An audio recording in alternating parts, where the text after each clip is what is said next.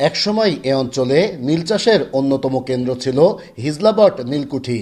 গড়াই নদীর তীরে গড়ে ওঠা শত বছরের পুরনো এই স্থাপনাটি আজও দাঁড়িয়ে আছে কালের সাক্ষী হয়ে। তবে সময়ের সঙ্গে হারিয়েছে এর জৌলুস। ভবনের বিভিন্ন অংশ থেকে খুলে পড়ছে ইট, ভেঙে গেছে দরজা জানালা। জরাজীর্ণ পুরো স্থাপনাটি এখন যেন ধ্বংসের অপেক্ষায়। নীলকরদের অত্যাচার আর নীল চাষীদের ওপর নির্যাতনের নানা গল্প আজও স্থানীয়দের মুখে মুখে। ব্রিটিশ ইংরেজ ওই সেই আগেকার কথা, যে গরিব মানুষের উপর নির্যাতন করে এদের উপর ওই জমির কর, খাজনাপাতি এই সমস্ত এই জায়গা এরা আদায় করছে। এদের জমি আছে প্রায় 200-300 বিঘা। তারা চলে গেছে, এখন তারা এই বাড়িটা কেউ নাই, এখন এভাবে পড়ে আছে। স্থানীয়দের ভাষ্য, নীলকরদের নির্মম নির্যাতনে একসময় এ এলাকায় বিরাজ করত আতঙ্কের পরিবেশ।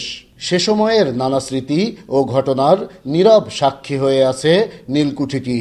প্রায় জায়গায় সব ইট খুলে পুড়িয়ে গেছে। তারপরে বিভিন্ন ধরনের গাছরা, এই বটের গাছ ও গাছে একদম হয়ে গেছে, খুলে পড়তেছে, জায়গায় জায়গায় ভাঙিয়েও গেছে।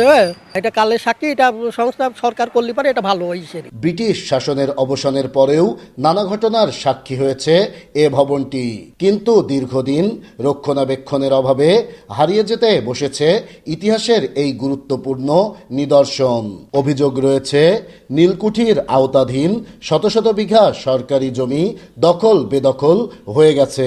ওরা ফেলা দিয়ে চলে গেল, তারপরে তো এই যে পাবলিকরা যেরকম পাইলে সেই সেরকম ধরে খাচ্ছে আর কি। আমরা গরিব মানুষ, আমরা কাটতে পারি না, বুঝছেন। আবার ধরেন যে কতজন বাড়ি ঘর দৌড় দিয়ে কতজন আবার দখল করে নেয়, বুঝছেন, তা দেখি আর কি। সরেজমিন পরিদর্শন হবে এবং পরিদর্শন অন্তে আমরা পরবর্তী প্রয়োজনীয় পদক্ষেপ নেব। আর সরকারের যে স্থাপনা রয়েছে কনসার্ন ডিপার্টমেন্টের দৃষ্টিতে এনে আমরা সেটা যাতে ভালোভাবে মেনটেনেন্স করা যায়, পরবর্তী পদক্ষেপ গ্রহণ করব। নীল চাষীদের নির্যাতনের ইতিহাসের সাক্ষী হিজলাবট নীলকুঠি। ইতিহাসের এই নিদর্শন রক্ষায় দ্রুত সংস্কার সংরক্ষণের দাবি স্থানীয়দের। নাইদা সান্তিতাস, দেশ টিভি, কুষ্টিয়া।